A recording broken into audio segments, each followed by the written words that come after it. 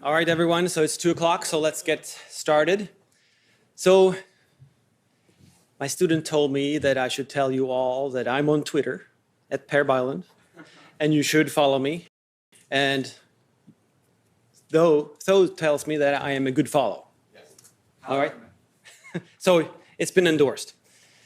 So in this lecture, what I'll do is talk a little bit about business and how business can make use of Austrian economics. In my other lecture on Thursday, I will get into the impacts of entrepreneurship on the economy. So that will be a little more theory. This will focus more on sort of the practice and how business people, businessmen, entrepreneurs can and often do apply Austrian economic ideas and Austrian economic theories when running and starting businesses. Okay, so I'll start by sort of bringing you gently out of the ivory tower and step by step taking you into the world of Austrians and then into a terrible thing, but the world of practitioners. I mean, we like theory, right? So as Austrians, but theory has value because it can be put into practice, right? So we'll be getting there. But let's start with the theory, okay? So we'll start right here. And what is this? It's a black box, right?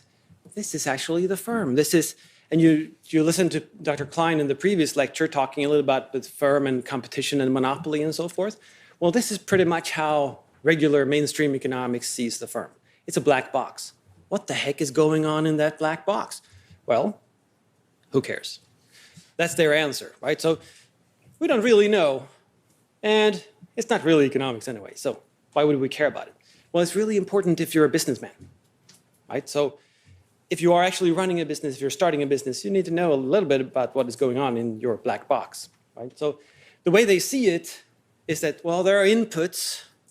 They get into this black box. It's more like you can think of it as a bag with stuff in it, and you shake it up, and then there's something else coming out, and it's outputs, right? So obviously you have a function of the firm, the business firm in the economy, and it is whatever it lies between inputs and outputs. Something is going on there. Exactly what is going on in this black box? Well, this is what is going on, right? This is very helpful for businessmen. So if you're starting a business, well, y equals AL raised to the power of alpha, K raised to the power of beta. Perfect. All you need to do now is just figure out what is A, right? And then there you go. So another way of putting this then is that K and L, which means capital and labor, homogeneous things, right? So it's just dollar values, goes into the business, and out of the business comes Y, the total value of your production, right? So basically, your business is A, right? If you do the math quickly, that's it. So how helpful is this? Well, not a whole lot, but if you look at it, this is the explanation then about what these things mean. So Y is the total value of your production within the business. L is the labor, K is the capital, as I said. The alpha and beta are just fractions showing the combinations between labor and capital in the business. Of course, you can tweak this so you can maximize your business. Maybe you use 25% capital and 75% labor, whereas the other guy uses 40, 60. Right? Maybe that is a better mix and you make more money as profit. This is totally unhelpful. This is, as in Dr. Klein's lecture, in equilibrium, this might make some kind of sense. Well, the world is not in equilibrium, as we know, right? The economy is always in disequilibrium. So there is a way of earning money. There's a way of making profits that is not really shown here in this simple schematic that I made up and the function that I did not make up. Okay, so what is the firm like here in this equilibrium world? Well, simply put, there's no entrepreneur. So no one really started it. There's no management. So no one is really running the show. There's no heterogeneity except for K and L. That's pretty much it, right? So you can't really, Joseph Schumpeter, as some of you might know, he was sort of a half Austrian. he talked about entrepreneurship as new combinations. Well, the combination is K and L, so the newness is just the fractions, right? There's no organization, which is something that more recent economists have added to the picture, that you can actually have different organizational models and use people in different ways and maybe streamline the processes and things like that. I mean, any manager or strategist in businesses, they work with shaping the organization to cut out waste and increase profits, make people more productive and so forth. Well, that's not really in here. Okay, and there's no differentiation. Like you heard in the previous lecture, now the businesses do exactly the same thing. And of course, they're the size of 0, which doesn't make any sense at all. But this is what the firm looks like in equilibrium, and it's still the basic unit. That's where production happens. How much sense does this make? Well, obviously, this is not very helpful for actual businessmen and businesswomen. So if we then move one step away from this theoretical, imaginary world of modern economists, you get into business administration, basically moving from the econ department to the business school, if you will. So what does that look like? Well, very different suddenly. So here we have, well, the entrepreneur is who starts the business, okay? The manager is who runs the firm. So the entrepreneur is sort of important in the beginning, just to get things going, and then, well, then the manager takes over, or maybe the entrepreneur becomes a manager. It's the same person, or something like that, right? Now, the firms try to beat each other. Imagine that. They're trying to get unique, valuable resources. If you just get your hand on this really highly valued resource that is also unique, then you become sort of a monopolist in a sense, and you can make above normal profits, like it's called, okay? So your task is really to figure out which resource is this unique one, make sure that you get it, and then you just sit back basically and swallow the profits. They just fly into your mouths.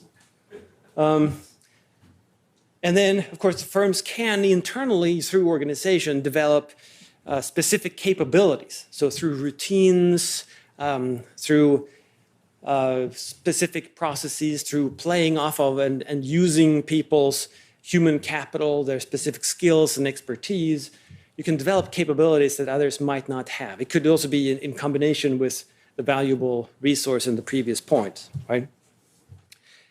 And of course, they're trying to be a little different. Okay, so by being different, you can exercise monopoly power. You can raise the price and thereby earn profit at consumers' expense. Doesn't really sound like a harmonious system, but okay, so what does this mean then in the business school when you get into different departments and different foci of what we study? Well, in entrepreneurship, we focus on studying how to start a firm, so very hands-on type of business plans and things like that. We talk about who gets to start a firm, or not who gets to, but who actually does start a firm, and why, and when does it happen, and how is it successful, and so forth.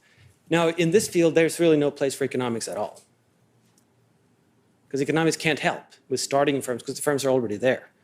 And Bill Baumol is famous for saying that, well, the economics profession has sort of expunged the entrepreneur from economic theory. It's not there anymore. It's not that interesting, because you can't really maximize or optimize entrepreneurship, because that doesn't make any sense at all.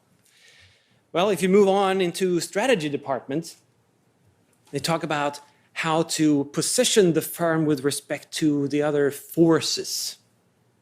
And that's their word, right? So it's really economics flipped upside down.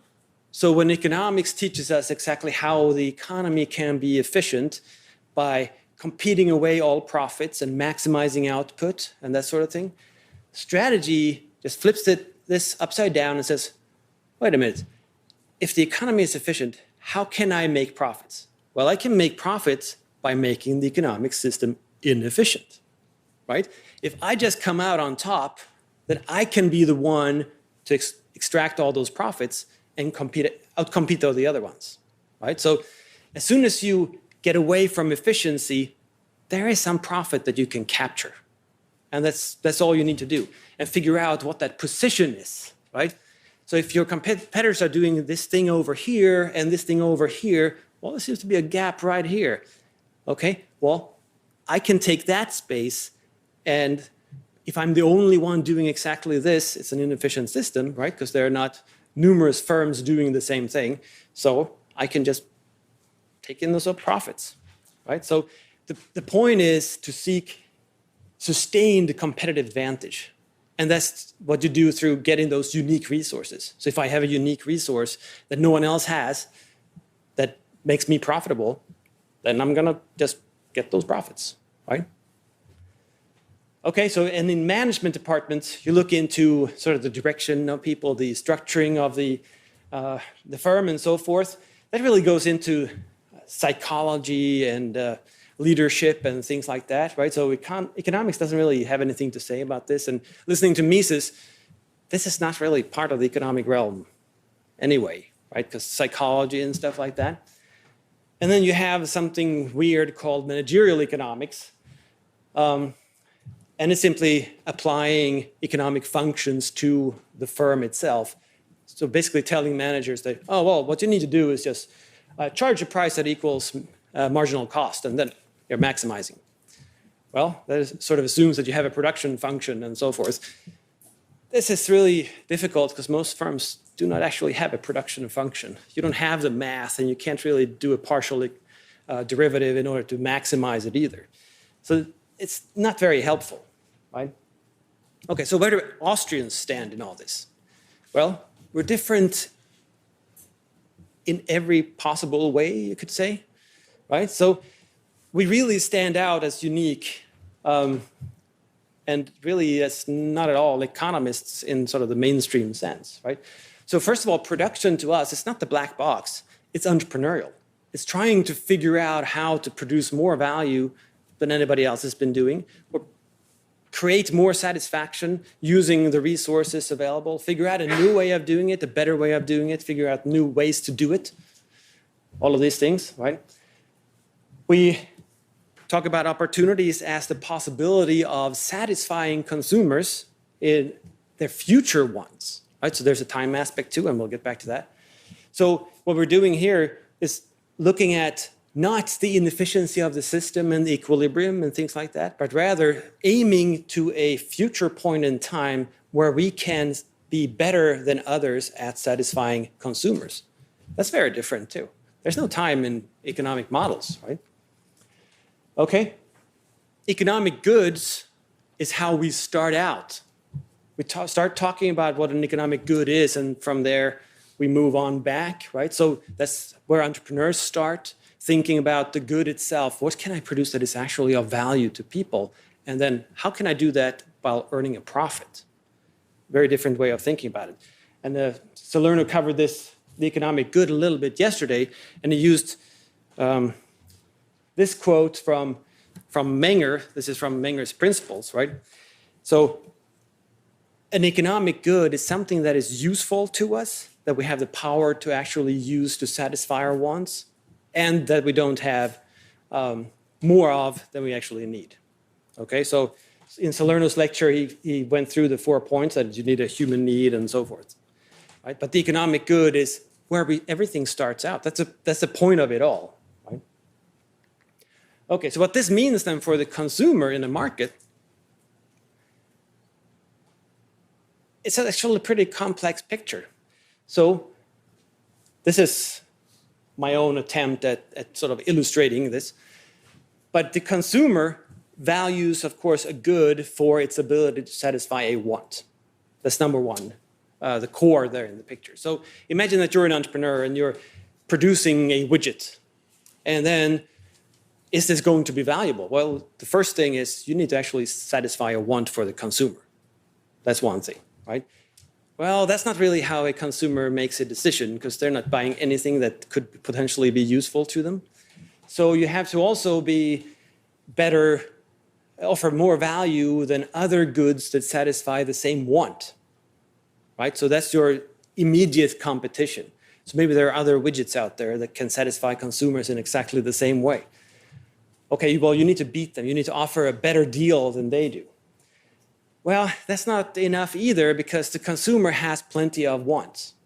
So even though, say I'm hungry, that's my want, even though someone offers me burgers, someone else offers me pizzas, they're trying to satisfy my same want, but then there's something completely different.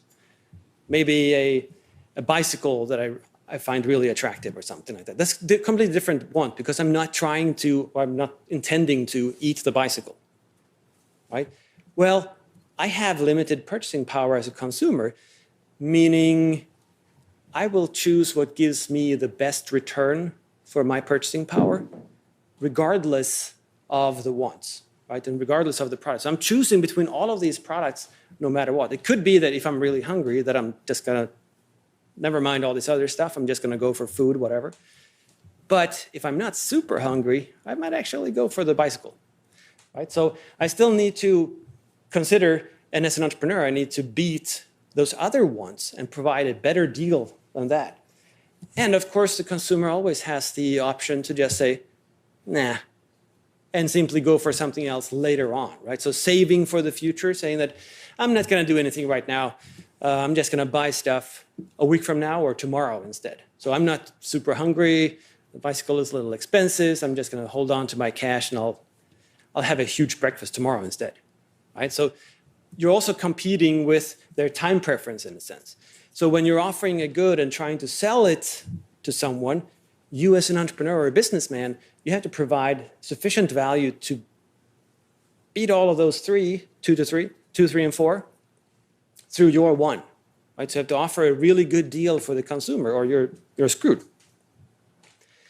Okay, we also have this time element. We know that production precedes consumption. This seems like a silly statement. This seems like something that's pretty obvious. Production precedes consumption? Really? I thought I ate the sandwich before I baked it. Obviously. Well, it's not that obvious. And I'll use an illustration from, I think yesterday or the day before, online. And you probably don't know the guy, but he's a rather insignificant blogger. So this guy, anyway, just to give you a little background, he blogs for the New York Times website. Sometimes he shows up in the actual printed newspaper too, but he's not very important. I think he used to be an economist, but that's not clear. Anyway, he commented on the lockdown, saying that, well, the lockdown was annoying but sustainable. No big deal, right? So he says, well, many workers and some businesses were receiving enough in emergency aid to avoid hardship. And we could have plugged the holes in that safety net, that is more money to people, right? Making lockdown tolerable much longer. Well, that means he misunderstands the whole production precedes consumption thing, right? So I just called him out on it. So I said that, well, obviously this guy is a little loony. And I said, well, I needed to explain myself because it's not always obvious on Twitter. I said, well, for those of you who don't see it, Krugman completely misses the problem of production. You can't eat money. Sending people checks will not feed them, right? And you cannot buy what isn't being produced. Krugman completely overlooks this fact. That, oh, everybody just stay at home and then we'll give you money and you can just buy whatever you like.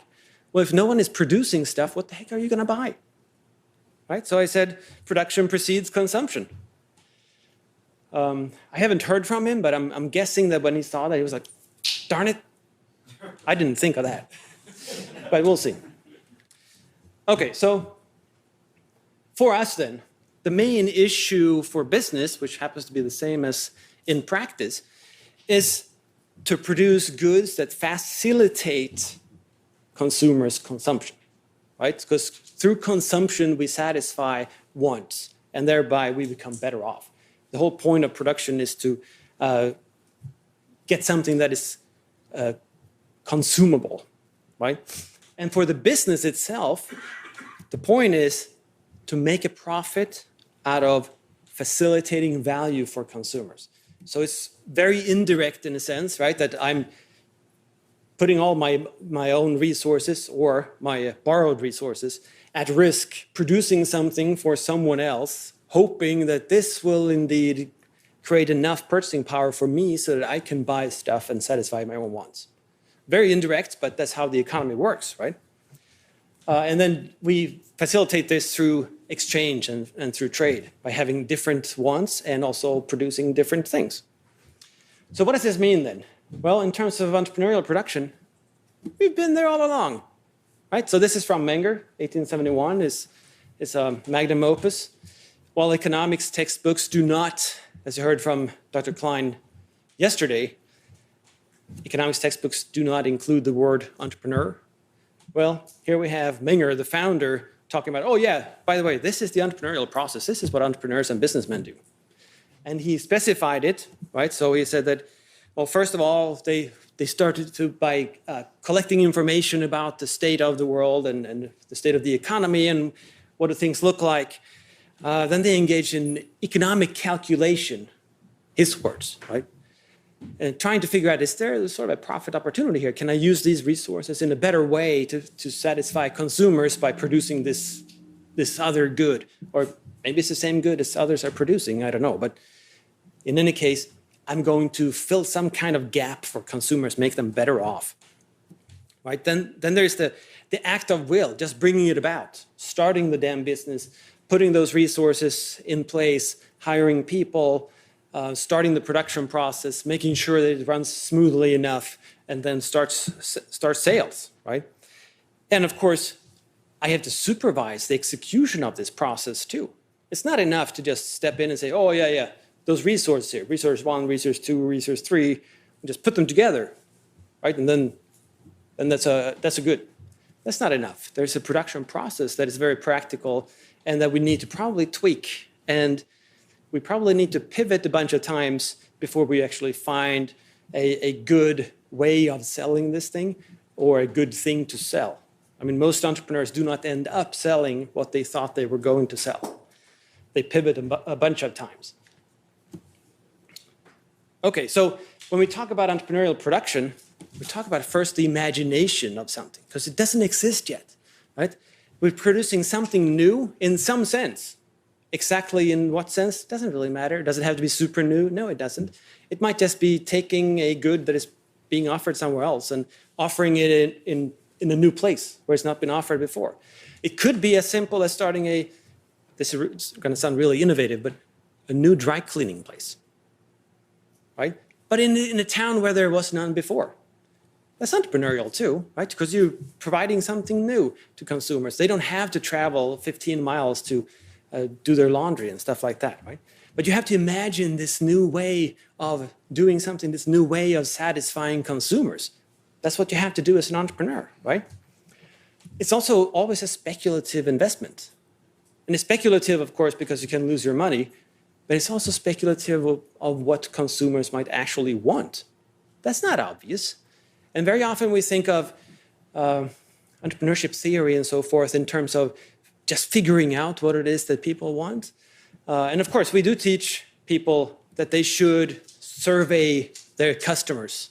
Say, well, how much would you pay for this? And would you pay for this? And how much is this worth? And would it be better if it's pink? Those things. Well, what people say doesn't really matter all that much. Because when you actually offer something, their response might be completely different, right? And some people have realized this, and I have a couple of quotes here of people whom you might have heard of saying things to this effect, right? Henry Ford, who apparently actually did not say this, but it's a good quote anyway. He said, if I had asked people what they wanted, they would have said faster horses.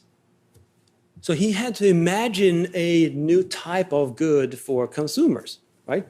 Yeah, of course he could have surveyed people back in the early 1900s. Said, so what do you want me to do with all these resources? I can sort of do wheels and carriages and stuff. Well, what would you prefer? Well, they would said, I already have a carriage, but how about a faster horse? Well, I have no idea how to breed faster horses. And probably the same for Ford. So he said, well, I think it's better with a carriage without a horse. because that would be more reliable and that would be cooler and you can get it in all types of colors as long as they're black, all these things, right? So he imagined that people would be better off with a carriage without a horse, whereas people were focused on the horse. And we know that people's imagination about what they want or what they imagine they will have in the future is always sort of what they have, but a little different. They're not actually taking a step forward much. So if you read comic books from the 50s, how did they perceive the future? Well, they would still have like huge Cadillacs, but they were flying and stuff like that. Well, it's basically taking what they had and said, well, maybe in the air. Okay. Well, that's not actually what happened, right? Cars look very different today, and they don't fly. Not yet, anyway. Okay, and the same with Steve Jobs, basically saying that screw customers. They don't know what they want. But often what you have to do is show them something, and then they go, whoa, right? Which tells you something about the message that you actually have to communicate to them, that you're providing them with something good and potentially valuable to them. So you have to, as an innovative entrepreneur, you actually have to educate your customers, making it pretty damn hard. And also, it also means that you really have to know people in order to do this right. Okay, and then we have the Krugman point. Production takes time. So that's why we have to be imaginative and think about what things would be like in the future, because no matter what we produce, we will not instantaneously have things to offer, right? And even if we would have those things to offer, we would still need to seek out the customer and make sure that the customer shows up or whatever it is. Okay? And because things take time, the whole market will have changed in different ways. So someone else might have the same idea as I do, which happens to a lot of entrepreneurs, right? So when I'm teaching an entrepreneurship course, students always have ideas for new products. Well, always, and I mean always. This is something that other entrepreneurs have already been at for a year or two trying to realize, because they're thinking in the flying Cadillac kind of thing, that type of thinking. They're taking one step, whereas as the entrepreneur, in order to bring it about, to make it happen, you need to take it at least 2 steps forward, right? So, and of course, people's views might change as well. And people's views change, their valuations change depending on what others are offering. If you remember the blue figure before, if someone else has offered different goods that were never offered before, what they're actually going to want and rank those different ones, it's going to be very different. Okay, and then, of course, economic calculation. We rely on market prices that are formed by entrepreneurs bidding for resources based off of the price they think they will be able to charge. Right? So any individual entrepreneur will calculate, based off of what they believe they will be able to charge and what the prices are. But entrepreneurship, the function, has made those prices happen through bidding for those resources, right? Based off of the prices they think they will be able to charge. But this does not really hold within the firm, though, right? So within the firm, it's different. And this is how Rothbard illustrates the firm. And he says that because the firm integrates more than one stage of production, you're sort of blind to whether either stage or any stage is actually efficient, because you don't have prices between those stages within the firm. And that's one way of putting it, right? But the firm is the entrepreneur's creation. You create it for a reason, right? So it's not simply a mirror image of the market. That doesn't make any sense. Why would you go from having prices to not having prices? So you're obviously doing something different, or it wouldn't be a firm. Within the firm, the entrepreneur establishes sort of the boundaries and what the offering is supposed to be, and then you hire the manager. The manager tweaks what you're already doing, making sure to cut away waste and become more effective in that production process. But the entrepreneur decides basically whether they should be a firm or not. That's the decision that the entrepreneur makes. Okay, and this is Mises talking about how the manager is really a junior partner of the entrepreneur from human action. And it doesn't really matter, he says, what the contract is with the manager. still a junior partner. It doesn't matter which manager either. They're all hired in the firm. Okay, so the way I think of it is seeing the firm as an island of specialization where you create those new stages of production. And we'll get into this again on Thursday, and I'll explain what this means. But within the firm, you're attempting something that is not doable in the market. If it was doable, then why wouldn't you just rely on market prices instead? That way you would be efficient, sort of automatically. So why would you take it inside the firm instead and be blind to whether you're efficient? Makes no sense at all. So you're doing something beyond what the market can coordinate in one form or another. And I elaborate on this in this one of my 2 books, and it's available downstairs and in the online store as well. And I think the price is actually a whole lot lower in the Mises store than anywhere else. So, well, depending on how much you want to pay, you can either visit the store or buy it somewhere else. Okay, so what is going on here? Let's then move from theory to practice. We've already taken a few steps, but let's get a little closer. Well, in terms of the theories out there, economists are, I'm being nice, calling them semi-useless. But mainstream economics is really not useful at all. Even managerial economics is pretty useless because equilibrium simply does not apply, right? And most entrepreneurs fail most of the time. That's the truth, right? So there are not a whole lot of businesses that survive many years. And why is that? Well, my explanation is that it's because they're not Austrians. And I'm not kidding. We'll get back to that. Okay? Successful businesses are really in the business of creating our futures, right? So yes, production takes time. They have correctly imagined how they can provide value to consumers. And so much value that consumers are more than willing to pay the price that they're charging, right? So any business, it doesn't matter if it's existing, if it's big or small, if it's a new one, they always have to pursue consumer satisfaction. That has to be the goal. Or, well, there is no or. That has to be the goal. Okay, so experienced entrepreneurs, I've noticed, when you talk to people who have started a bunch of firms, who have experience of both failing and succeeding and so forth, they're Austrians. They just don't know it, okay? So they develop this gut feeling or sort of an intuition for how to run a business and whether this makes sense or not on behalf of consumers. Will this actually satisfy people's wants? That's the question we would ask, right? That's not the terms they would use. Well, they sort of have this intuitively through experience, but they don't have the theory that we have. They don't have the context. They don't have the terminology. So they just sort of know tacitly through their experience. Okay, so if we look then at the Austrian business, which I just defined as a successful business, then it begins and ends with the consumer. Because any production is just a means to an end, right? It's a means to the consumer's end. It's a means to satisfying consumers' wants.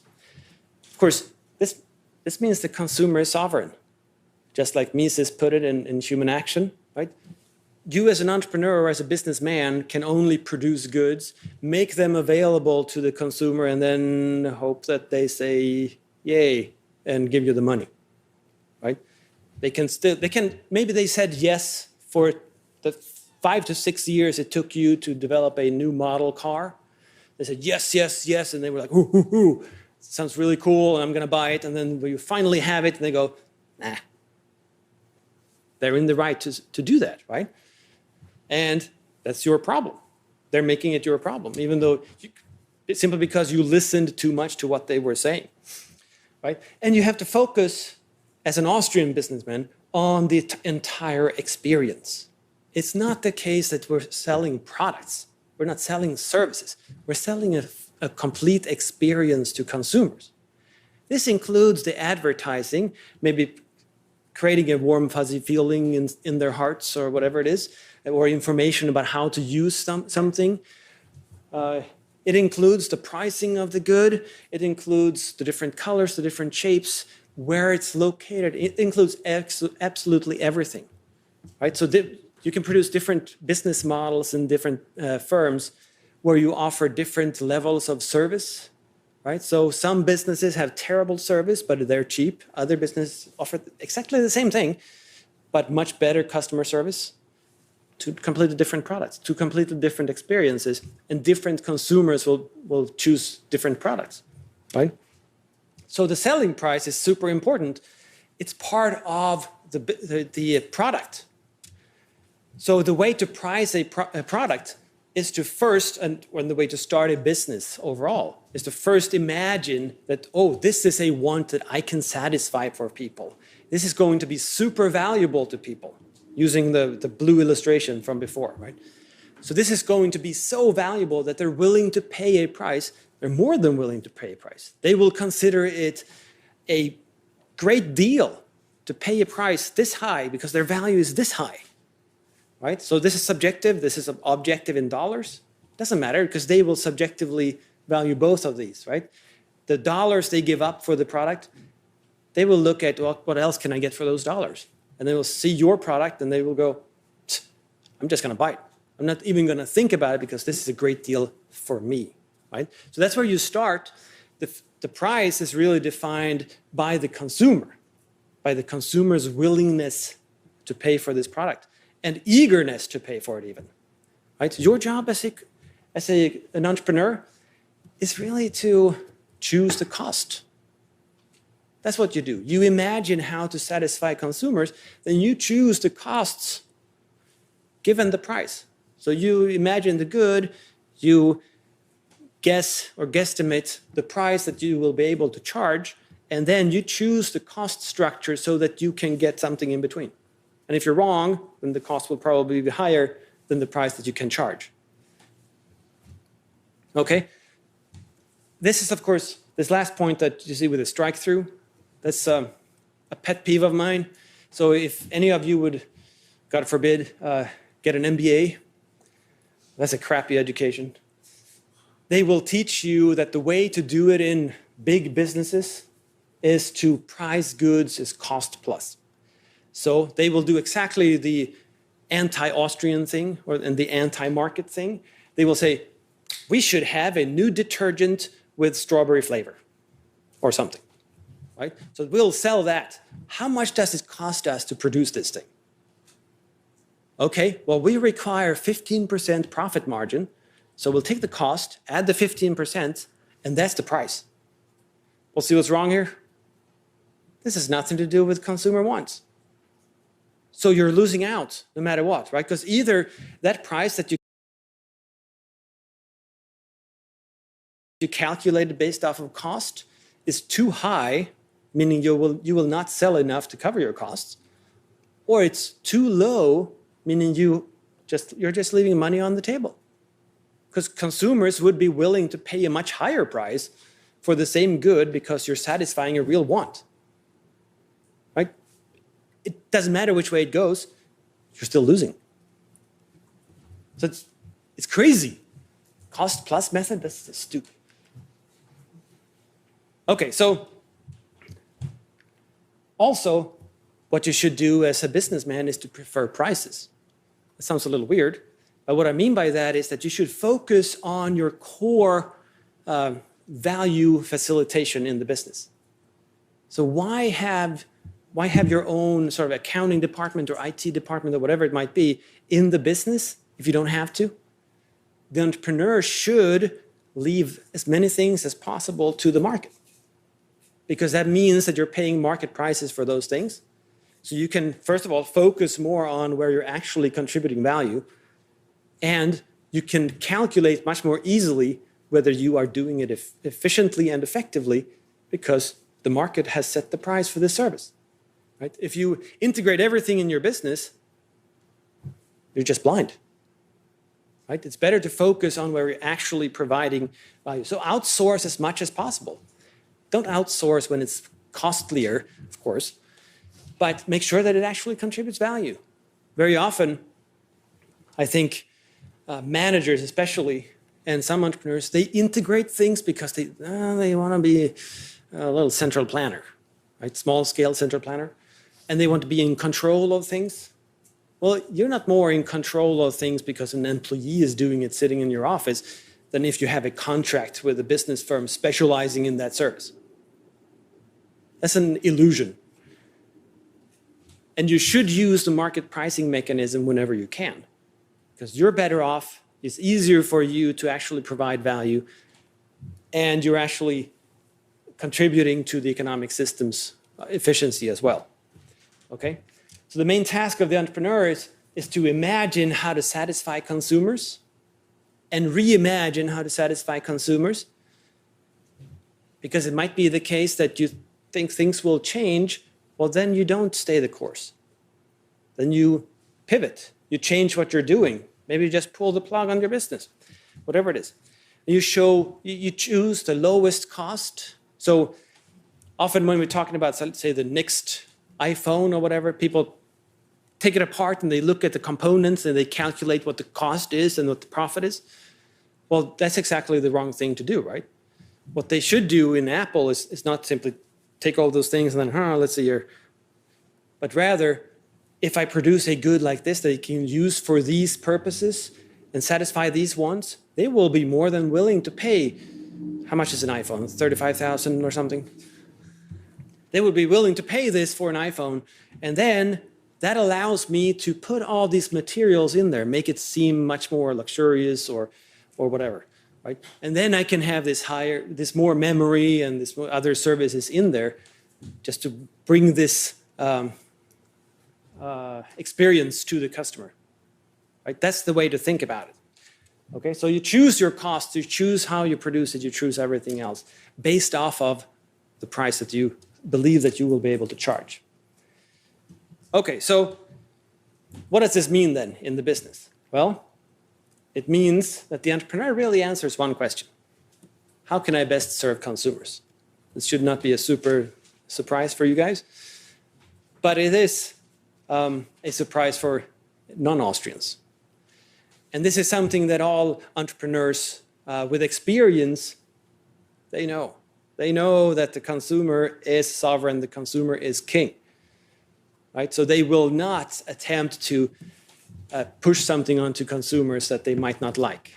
They will instead adapt to what consumers like more, because that's the higher value, that means the higher price, that means it's easier to cover costs. Right? And for management, you really have two questions. First, how can we strengthen our value proposition? And the value proposition is the offering, right? That's the good that we're offering, the whole experience. Note the word strengthen.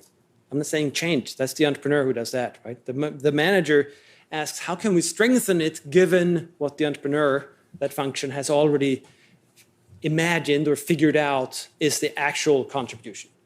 The manager takes what has been put in place and figures out better ways of doing it. And how can we operate more effectively? How can we get more output for these inputs? Can we tweak the production process, perhaps? Can we put people in different places? Can we use different types of shifts? Can we use different types of human resources? Can we use maybe a different type of machine, different location? Any tweaks to the production process?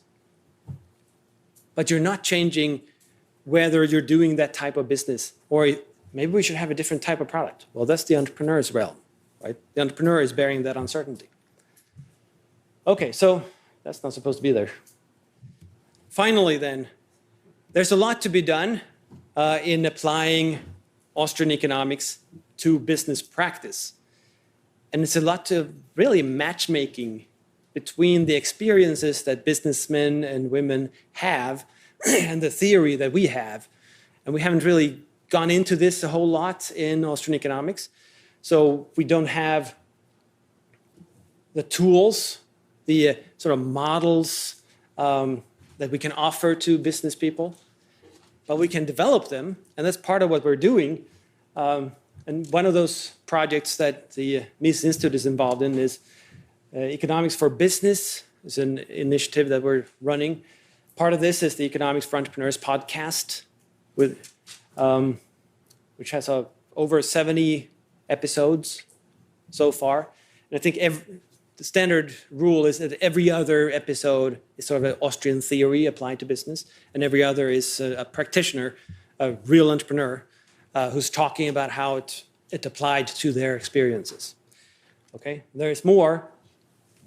We recently published an ebook on Austrian economics in business, or Austrian business, or whatever you want to call it, which is available for free at mises.org/E4B_ebook. And it has chapters by prominent Austrians, such as Dr. Klein, Dr. McCaffrey, Vishal Gupta, Mark Packard, and others who have featured in the podcast as well.